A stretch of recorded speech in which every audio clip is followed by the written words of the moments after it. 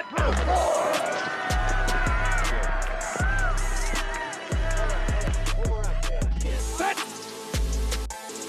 4, 3, 1.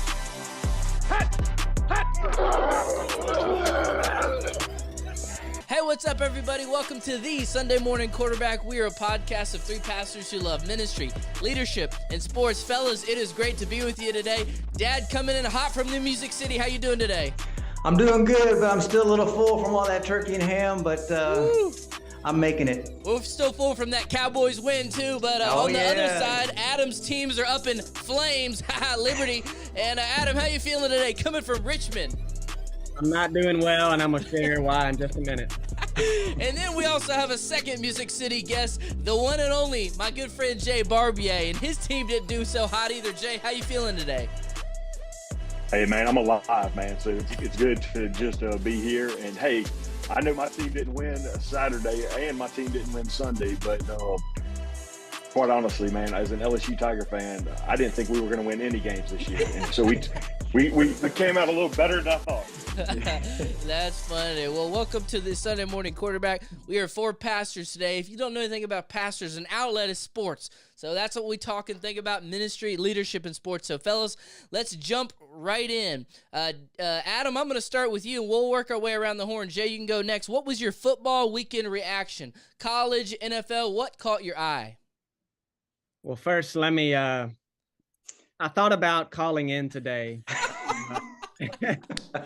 And I should have, because I've been following this Hugh Freeze Auburn thing like a hawk for 2 days. And literally right when we started recording, it came across my Facebook that Hugh Freeze is Auburn's next head coach. Oh, Liberty. So, anyway, love Coach Freeze, love Coach Freeze, thankful for all he's done, but I'm in a state of mourning right now. But on a national front, I can't help but take notice of USC. I think I mentioned them last episode, but they had just beaten their rival in UCLA, and then they beat Notre Dame pretty handedly.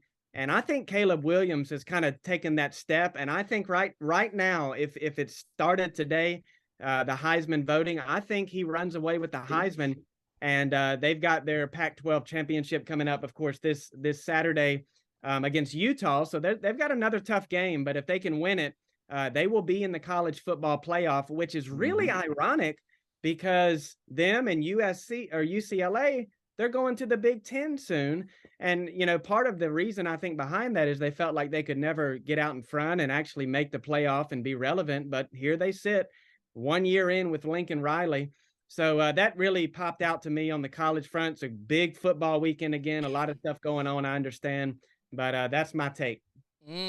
Jay, I know you're a raging Cajun. So what stuck out to you this football weekend, sir? Number one, I do not understand how Texas A&M ever became a rivalry against LSU.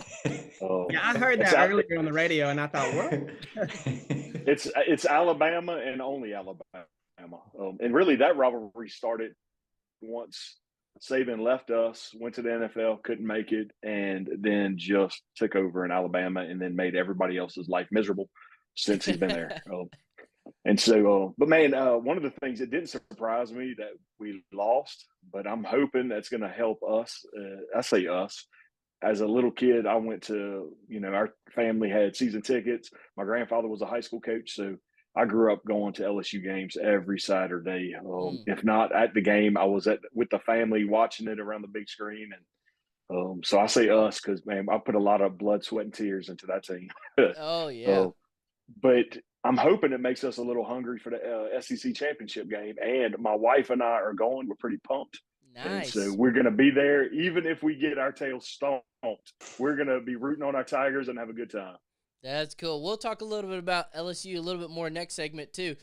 Dad, what stuck out to you this football weekend? Ooh, there's a lot.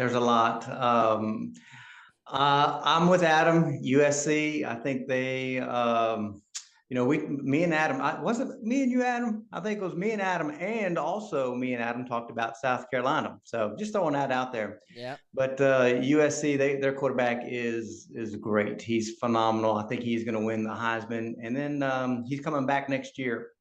So I think they're just going to continue. They don't really have a defense So I don't predict them to go far in the playoffs. But I think they're a story. And I also think, LSU losing. But let's get back to the pros. Somebody said here, Cincinnati Bengals. And then somebody here named Adam Denny mocked me the first couple weeks. But I said, hey, just hold on, Joe Burrows. So one of these days, Adam. Hey, Adam, would you like to correct him? Correct him? Yeah, what did you just say? No, Joe. Oh, Joe Burrow. Joe Burrow.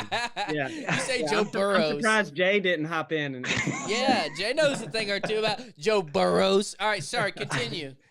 And so you got Cincy playing good. I do believe that the Cowboys beat a 7-3 team and only really played one half. So that shows, because we're getting into that time where it's pretender or contender. And Dallas is definitely a contender. Giants a pretender. And one last thing. You officially have Tampa Bay and their legend and Green Bay and their legend. They're officially done for the year. And maybe, just maybe, you may see them never get to that high point again. So it's kind of interesting. Yeah, I think we're seeing that. And then let me close with this. Jets, Jets. And I'm pretty excited to see the Jets. I think they may have found their quarterback. We'll kind of see. It could be a 1-week wonder, but I'm hopeful. They got a great defense, and if anybody deserves to win a little bit, it's the Jets. Wild football weekend. Starting college, I think it's got to be said. Michigan, round of applause. 2 years in a row. Oh, yeah. How did I we saw miss today. That? Harbaugh said, we're going to outwork, or he said, we're going to out-culture and out-tough Ohio State, and they've done that. And so ever since Urban Meyer has moved on, this is a new day, and Harbaugh is starting to look a little settled. Now the question is, how does he do in the playoffs? Because he did all this last year, and then Georgia just waxed him. So kudos to Michigan. The Ohio State is on the hot seat because, man, you lose to Michigan 3-4 years in a row, you are going to be up a creek. On the pro side, Bengals came into town. We were all in Nashville yesterday, and they rolled.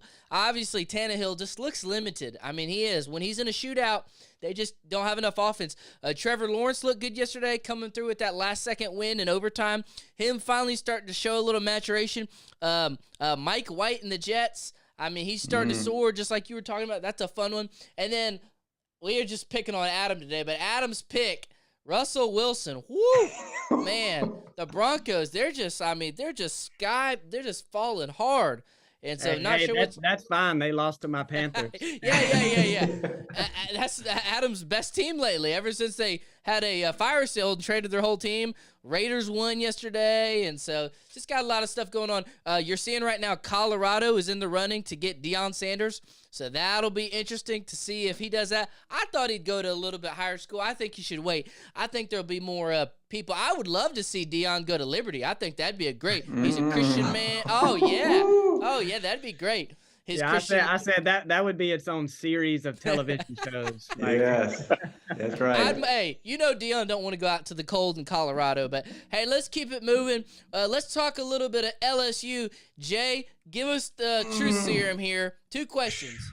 I'll set you up for the tough part first and the happy part on the back end. Do you think LSU has the potential to beat Georgia? And then, as a true LSU fan, how would you rate Brian Kelly's first year, and how do you feel about the program going forward? Absolutely, we have a chance against Georgia. Ooh. We're hoping that they all get the flu. That would help us out. But honestly, our defense and then our potential with the legs of Daniels, like I think we could hold our own with everybody if we're hungry. I think we went into Texas A&M a little too cocky. I think you saw the turnaround with LSU this year because they thought they had nothing left. And it was like, when you have nothing else to lose, that's when the teams, to me, are scariest. And that's when, to me, potentially we could go in there and mess it all up for Georgia. And it's like, that's honestly, that's SEC football right there, man. We're going to go in there. We would probably beat Georgia. Now, I'm saying that probably. Like, I think there's maybe a 99% chance Georgia is going to stomp us on the ground 50-0. But, man, honestly, with Perkins, man, he is tearing it up on defense. But not only him, man, we've got LSU always has pretty elite defensive backs. Our defensive line is really strong. But, man, our offense has really surprised me this year. And Coach Kelly he has come in. To me, he has brought some integrity and some character back to the head coaching position. I was a huge Coach O fan as a Cajun. Man, to have somebody from our home, man, this is somebody that he's like family. Like, this is who gets to be the head coach, and he just let fame get to him, and it corrupted his character. Hey, And Jay, it just went downhill from there. Let me stop you there. I've wondered this. Do you think Coach O would be a head coach again? And if so, where would you see that happening and when? I think they had to buy him out of his contract. I think that man can buy boudin and gumbo for the rest of his life and never have to worry about it. Look, hey, I'm a Tennessean now. Like, I really believe that. Like, I'm from Louisiana, but man, Tennessee is my home. But man, I miss the food. And when you go other places, you just can't get the same food. You can't get the same cooking. And so he lives in the heartbeat of the cookbooks of the world. And so, I mean, why does he need to go anywhere? Because I think there's a lot of people that they're using him for recruiting to at least talk with. And so that's where I think his heart is. He saw that coming back when he came to LSU as the head coach. He saw where he failed at Ole Miss, where he failed at why he didn't get the job at USC. He knew he could not run the show. Like, he had to go hire the best of the best. I think that's why we won the national championship, because we took his passion and his hunger. We went out there and kicked everybody's tail, and then he let fame get to him, and it's kind of sad, man. You know, it's. Hey, let me answer your question, Adam. I don't think he's going to coach again, but I will say this: if he wants to, I think he can find a place. When you have a national championship, you can coach again. However, to be honest with you, I never really thought he was a great coach. I think everything fell on his lap. You see the receivers that he had. You see the quarterback that he had. I think he had a great offensive coordinator, and they just took it by storm. But as soon as they were gone, then, the program went downhill. So I'm like Jay. He's going to be sitting fat and happy. But, I don't think a reputable college would take him. It's his time just to kind of sit back and relax and enjoy his spoils. Yeah, but let me tell you about Kelly. Though. I think you guys got one heck of a football coach. And I think next year, you really need a quarterback. If you can get a quarterback, halfway decent quarterback, I think you guys, with the athletes that LSU brings in every year, along with the tactician that he is, I think y'all will be in contention every year. I think he's a fantastic coach. But let me just throw one more thing.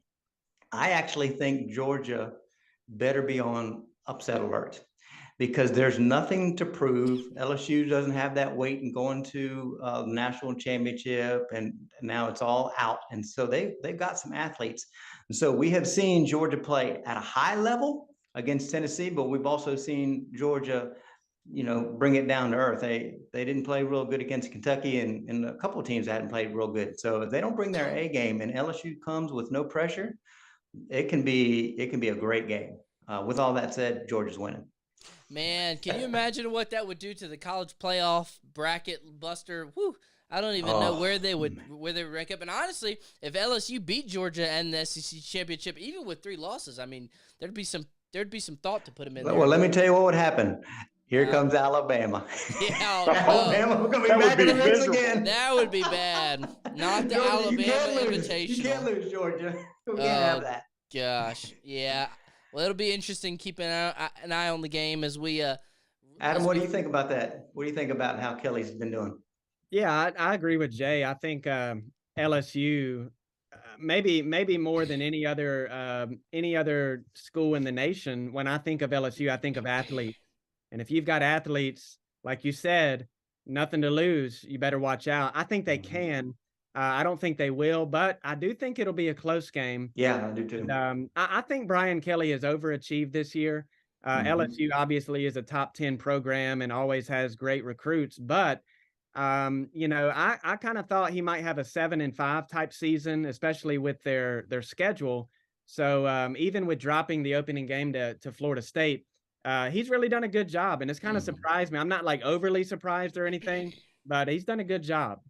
And beating LSU might have saved old Jimbo Fisher. I don't know if y'all saw today he fired his defensive coordinator, but Texas A&M better get it turned around quick, or he's going to be out of there.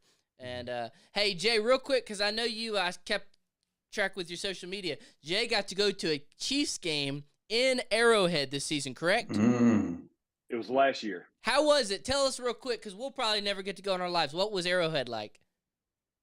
So, man, I have the advantage. I get to travel all over the place working with Southern Baptist Convention, and I had meetings in Kansas City. So I got to go to a Kansas City Chiefs game against the Cleveland Browns. I think it was either 15 or 20 LSU football players on the field. And so I wore an LSU shirt, and it was one of the, I don't know if y'all have ever seen the OHT Operation Hat Trick. If you buy the shirts, it looks like a military shirt. It has the American flag on it. People thought I was military, and I didn't know what was going on. Like, they escorted me to the front of the lines, got to go in, and I was like, man, what's going on? And they thought I was a military, and I'm like, number one, I'm way too big to be a military guy. But it was I was there just, man, it was a crazy environment. It was the closest thing to a college environment in the NFL that I've ever been to. It was good. And I think it was a U.S. stealth bomber, like, flew right over us. Wow. That was crazy. And so, man, I was about the top of the stadium as you could get, and that was pretty awesome. Just they did that to the military. Come on, man. Yeah, that's cool. Hey, that was the cheapest tickets I could find, and they were very expensive. Hey, well, that's definitely a football bucket list, Arrowhead one day, and so is LSU and the Superdome, baby. But anyway, that's funny. Well, hey, that's going to wrap up our segment on sports. Now we're going to shift gears to ministry and leadership. So, Jay, you've already answered one of our questions, but there's two other questions that every time we have a pastor on, we ask him these same questions. So first, would you just kind of tell us a little bit about your family currently, your job and your role, maybe give an overview, kind of the past year of your life of what you've gone through. I know a lot of people have followed your story, but then the next question is, what is, and I know you've got one in the many years you preached, what is your biggest preaching blunder? Man, I don't make no mistakes, man. Come on. Man, so, okay, I'm been married for 24 years to my amazing wife, Natalie. We have two children, a 20-year-old son, and he is serving as a youth pastor right outside of Murfreesboro, Tennessee. Could not be more proud of him as a dad. Brother, I mean, y'all's family right here, I mean, this proves it, man, with the legacy of when you make disciples and you pour into your kids, it works. And so he also got to get married this year to an amazing bride, and she loves Jesus. Their future, it looks like they're going to probably be missionaries. My son has a huge passion for French-speaking people. He is fluent in French, and so super proud of him for taking over our heritage, being from South Louisiana, but also just, man, he has a love for evangelism. I also have a 19-year-old daughter. It's her senior year. That really shifted the direction of our life. Our daughter has Down syndrome, and that is what pole vaulted me into full-time ministry. And God used that, one of the hardest moments of our life at the moment, to just use us in ministry. And man, God has led so many people to his throne through her life and her situation. But almost a year ago, September 29th of last year, 2021, I found out that I had stage 3 cancer. And so this past year has been very difficult, but man, God has been good. I've got all clear scans right now, but to get to this point, we just had to be brutally honest. We had thousands and thousands of churches praying for us, And that just counted for multitudes of people that were willing to pray for us. And I believe because of that honesty and sincerity, and getting people to pray and just being honest in our situation, my hope is it taught people how when you go through things, don't try to carry the burdens on your own. Like we need to. That's what the church is designed for. Is how do we love one another? How do we, carry one another's burdens? And my wife, she was a full-time special education teacher and had to resign her job teaching to come home, take care of me as I went through chemo and radiation. And but man, God has blessed us through that. She's now not having to work full-time. She works at a co-op for homeschooling, and that has been a blessing that she still gets to be at home with us, and she's doing more ministry now, and also the benefit of being home a lot more.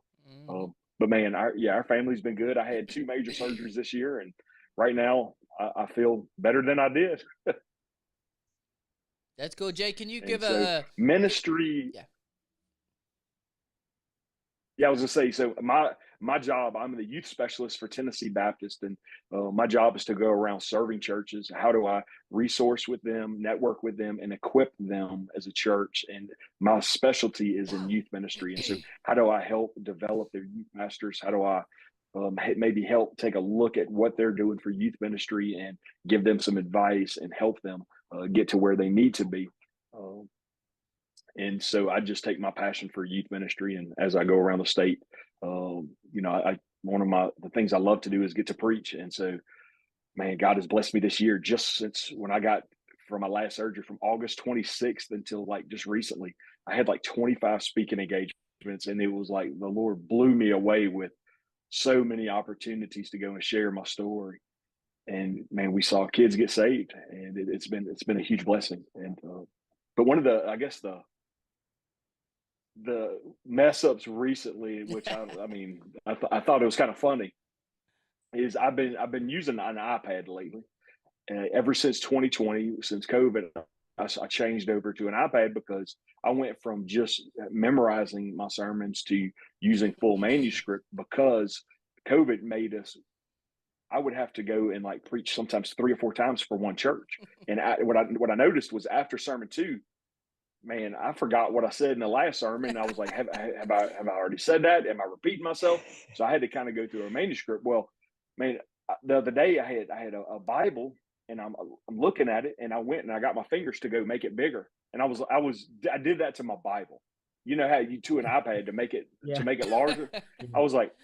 I'm like, what is wrong? Why won't this thing, increase in size? And I'm like, I'm doing that to a hard copy of God's word. But anyway, I'm sure you could go back and listen to a lot of my sermons, you're going to find a whole bunch of mistakes. My hope is I never steer people the wrong way. That's funny. Well, Hey, Adam, I got a blunder. I got a recent blunder. I was going to go ahead and say it, but go for it. So there was this guy, right? There was this guy that I invited to preach at our church this past Sunday, and gave us his information. We talked about his sermon, and so he gave my wife the sermon so she can put on our worship guide some notes. And then he gave it to our tech guys to put it up on the screen when he got up there. So this guy started preaching, and all of a sudden there's nothing on the screen. And so I'm wondering what's going on. And I get this text, and they said, we have a sermon that's talking about Jabez. And so then I look at our worship guide, and the worship guide, it's the notes about Jabez. And this guy was preaching in Acts.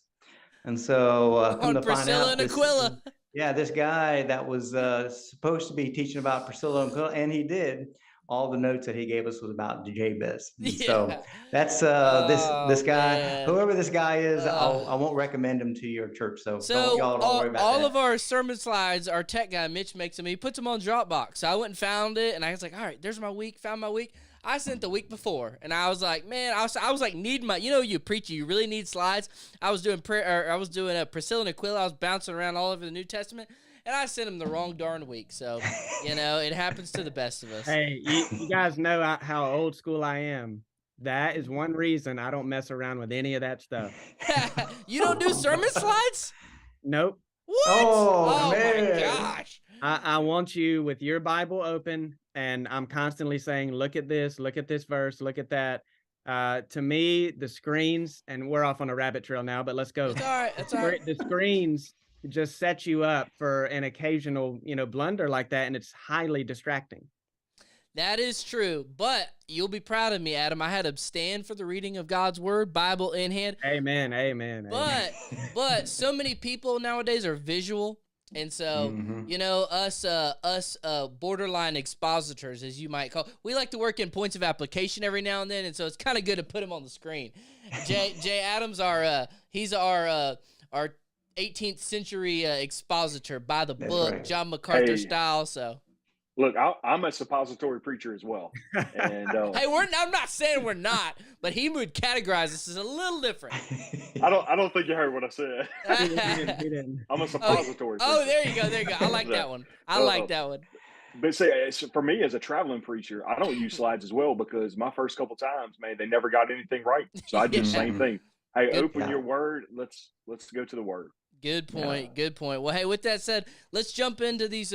We got 2 questions we're going to walk through. Organically, if one takes longer, then we can X-nay the second one. But, Jay, I'm going to start off with you. You being a youth specialist, we want to kind of pick your brain a little bit. So here's the first question I want to ask you. How can the church and parents today most effectively reach and disciple students in today's world? Yeah. I think it's simple as making disciples. So we have to be willing to mentor our kids. We have to be willing to hold them accountable. And I think it's one of the things, I think that's what's been missing. Honestly, for the last 20 years, we're seeing less and less people that are surrendering to the call to ministry. I think one of the reasons that, number one, is we're not calling out the called.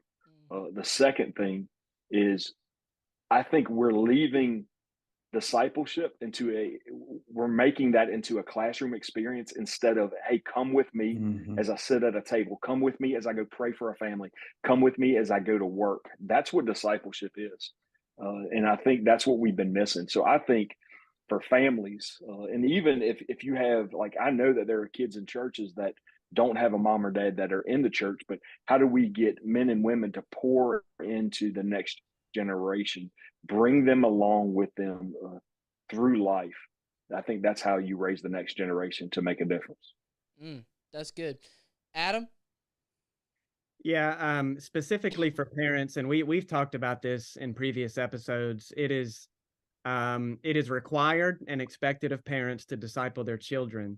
That is the groundwork for disciple making in the life of any family, and then by extension, local church, and then by further extension, society. And so when you don't do that, you set yourself up to fail. But, one thing that's really been a hot topic issue for the last maybe 5 years or so is public schools. And I'm not here to, berate parents that send their kids to public schools, because it's an issue of conscience and context. But I think, we're hearing this word deconstruction thrown around a lot. And what I'm finding in my reading of this is that a lot of people are saying as soon as they go off to the public university, they're being deconstructed. And my response is, I don't think they were ever quite well constructed to begin with. If it takes a year or two to do that, it seems more like they've been in the incubator for most of their life in these settings. And again, I'm not berating public schools, because there's so many godly teachers, principals, admin. But I think that's something that Christians are going to have to start really thinking about. And me as a pastor, I've had to kind of talk through this in my mind and flesh it out with people I trust here in our church about, how should I address this from the pulpit? Because we've been saying this for 50 or 60 years, and now it's like we're waking up to the consequences of it. So, and not just in grade school, but that goes for university settings as well. How can we as Christians, for 18 years, have these kids in our care and bring them up in church and teach them the truth, and then basically go into hundreds of thousands of dollars of debt to send them off to somebody who's going to try to tear down everything we work to build in them? So, we could talk about this for hours and hours, and I get that, but I think it's something that needs to start being, at the forefront of our minds. Mm. That's good, Dad. Do you want to come from the different the older Yeah. perspective? Well, and I agree 100% of what was just spoken, and especially verbatim with Adam. And here's a different perspective. At the end of the day, you have to ask yourself what I want most for my child. Because what you want most, and I think it's important to really ask that question, because a lot of times we don't ask our questions. We just say, well, we go to church on Sundays, I take them to school, we do this, we watch that, we take them to this movie, they go to sports and they start to play baseball and softball. But I think we need to take a step back and say, okay, well, what do I really want most? If you really ask yourself that, you would probably, if you gave yourself time and understanding who you are, would say, I want them to be a fully devoted follower of Christ.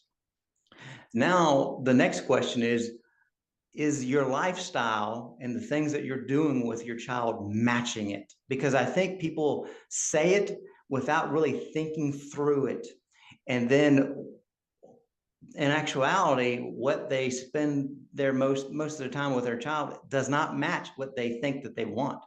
And so you really have to ask yourself those tough questions, and then put in place some action items to do that.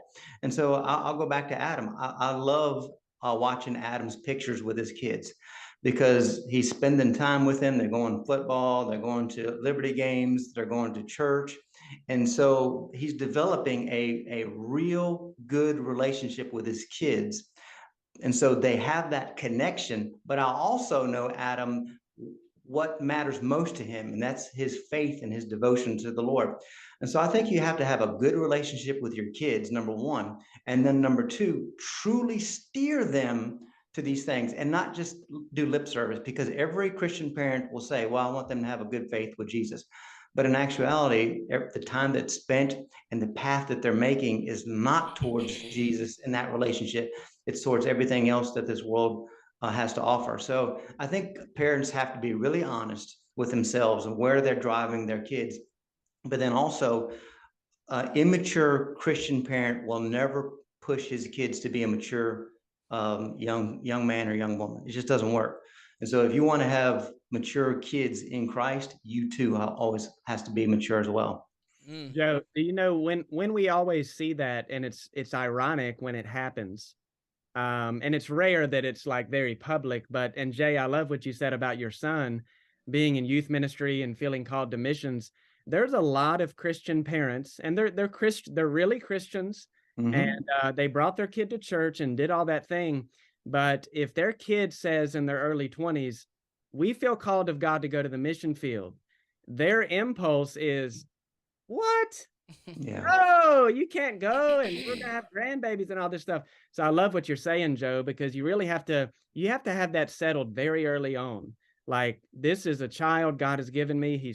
I am the steward of this child, and my ultimate goal is to see this child know God and glorify him, whatever that might look like, which in of itself is nothing to cough at. You got to deal with that internally yourself as a parent. But we do see that from time to time. And we have to have that. We have to have the Hannah approach. Like, Hannah was longing for a child, and she prayed, and they thought that she was drunk because she was just so, like, crying out, begging God. But when she got the blessing of a child, she gave the child back to the Lord and said, okay, God, he's yours. And like, that's to me, like, just if you look at that, it's crazy to think, why would you beg for something so much? Then as soon as you have it, you give it away. But that's what we're called to do as a parent. Hey, let me add one more thing. I think it's so important that a parent need to work hard to have a good relationship, not just a parent-child relationship, but a good relationship. Because when you have a good relationship, then it's so much easier to steer because of that good relationship. But especially with pastors, if you ever notice, if you are a ministry family, you have a lot of young kids that will follow in their footsteps. You also see pastors' kids that either go one way or the other because they're always pushing. They understand, oh, you're in ministry. Oh, you're in ministry. And so we have to be careful that we don't push too hard. And that's why it's so important to have that good relationship. Because if you don't have a good relationship with your kids and then you push, you can actually push them too hard. And so that's why you have that running joke, oh, you're a PK kid. You're the worst of them all. Is because they try to push them to Jesus without having a good relationship, and it doesn't work. It's a good thought. Jay, I liked what you said, too, about calling out the call. Shout out, new book, Scott Pacey's coming on in January. But anyway, one of my favorite things to do, and maybe it's a little easier for me because I'm a little younger and I don't come across as a parent, but one of my favorite things to do is to pick a 12, a 13-year-old in our church, and just very early, I'll go to the parents and say, hey, listen, you got a future pastor. If the Lord chooses, but speak that out there early on. And we've got 2 or 3 kids right now that are, going through college. I'm like, hey, I really think you should pursue ministry. Hey, I really think you should pursue ministry.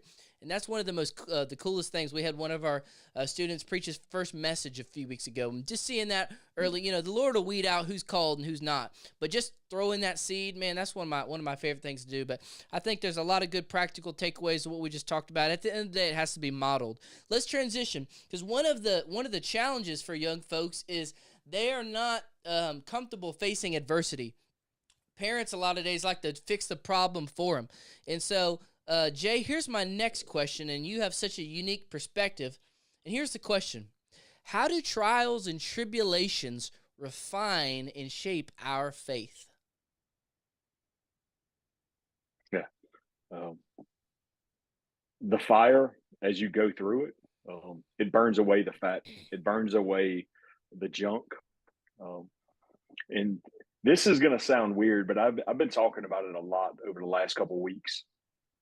I miss the moments when I was going through chemotherapy where I didn't know if I was going to live till tomorrow. I called Fridays my death days. Like I literally did not know if I would make it through the day. I felt that awful. But those were the moments that I had to cling on to Jesus tighter than I've ever clung, grabbed onto him in my life. And my prayer was so much, there was way more begging and yearning for the Lord. My time in the Word was desperately seeking him. I was wanting to know him even more because I kept thinking, Lord, I might come home tomorrow. I want to know as much as I can. Like I know that I don't think I'm going to have a test when I get up, and be like, hey, you need to answer all these questions that, how well do you know your the Word? But he gave us his redeeming love story. And I believe he wants us to know him. And the way we know him is by knowing his word and reading his word. But I think anytime we go through a hard trial, and I think we all have to get to the point to understand everybody's story is different. Just because I go through cancer doesn't mean somebody else that just went through they stubbed their toe doesn't mean that wasn't a difficulty in their life. I had the hard pill for me that I had to swallow was the day that I was diagnosed. My wife and I were weeping. We went to a Sonic just to get a drink. Honestly, I think we were close to dehydration from crying so much. We went to Sonic, got a drink. And I remember when the lady came out, brought me a drink, I kept thinking, this lady does not realize the words that I just heard. Like when I was told you have cancer, I thought I was dead. And she went back, but it made me also have the mindset of everybody I come into contact. I don't know what they've just gone through. And we have to have that kind of mentality to see people, because honestly, a lot of times I think people act certain ways because of situations that they go through. And so anyway, I just think that refining draws us closer to Jesus. Good word. Adam, thoughts? Yeah, I like what Jay said. And, the scripture, it doesn't leave us guessing about this. That word refining is the word. We see that in James 1. We see that in 1 Peter 1. We see it in Proverbs, just talking about, I love the example that he used about it gets burnt away. That's what one of the Proverbs says about trials. But and I like what Jay said too, because not everyone has been through cancer. Not everyone has lost a child or lost a spouse, or what we think of as like a major life trial. But everyone has their own battles, and everyone deals with those battles differently. And that's also true in those kind of major trials that people experience. Just watching people grieve the loss of someone very close to them, that spectrum of how people deal with that is as wide as the day is long. But one thing that I've learned in recent years, because I think everyone went through trials of different kinds through COVID for one reason or another, particularly people in ministry, it was a very trying time, is that it refines emotional intelligence for leaders, because it forces you, trials do, to see God as sovereign. It forces you to not only say that with your lips, but to the best of your ability, believe that in your heart, that God is at work, he is in control. And that helps kind of stabilize you as you're the leader. You have to have that emotional intelligence, which has kind of been a buzzword the last few years, but I think it is for a good reason. There's a lot of leaders that flounder out, whether it's in ministry or the secular world, because they don't know how to handle situations involving their own emotions and responses to whatever might be happening. So trials have a unique way of doing that. And I am far more better at handling stressful situations in ministry, not because I handled them perfectly early on, but because I've been through those growing pains. I've got those scars, and I've still got a lot of growing to do, but I've learned to not freak out over everything that comes my way in form of a trial, as either a Christian or as a minister. That's good, Dad. You want to bring us home? I'm going to bring us home in a different way. I think it's important. We're talking about kids and teens and children. I think this is hugely important as a parent to allow trials and tribulations for your children, because you want them to go through those things under your umbrella. And when they can begin to learn how to handle and go through some difficulties, you want to be there, and you want to be the sounding board. You want to be the advice. That's some great tools to learn at a young age, where you don't protect them, you promote Jesus. And so many times I think parents protect their kids, and they take away life's ability to begin to teach these things at a young age. And I think we've seen the hindrances of maturity, because parents have come and protected their kids from everything. But even with Joseph, there were times when he would have a problem with a coach, or have a problem with this, or have an issue, and I would work hard to be hands off and say, hey, if you have a problem, go talk to your head coach, go talk to your teacher. If you have a problem, go, do some critical thinking, go pray about these things, go into the word. But you're also there kind of watching, kind of listening, kind of watching their body language, talking through these things, but you don't jump in and handle the situations for them. So I think it's just important, as we talked a little about, your kids, is to allow these things, look for these things, because James says, hey, there's great joy in the trials that you face because of what it produces. Well, if we're not careful, parents can actually be the hindrance of maturity that can hurt them when they go out into the real world, or they go to a college, or they have their first job. So look for opportunities, and then be there for them, give them good wisdom, but let them handle it. I think that will go a long ways in maturing this next generational leader for Christ. That's good. Well, fellas, we appreciate it. May we be refined today. Jay, we'll be watching your LSU Tigers as you're at the game on Saturday. Glad to have you with us. Everybody have a great day. See you next week.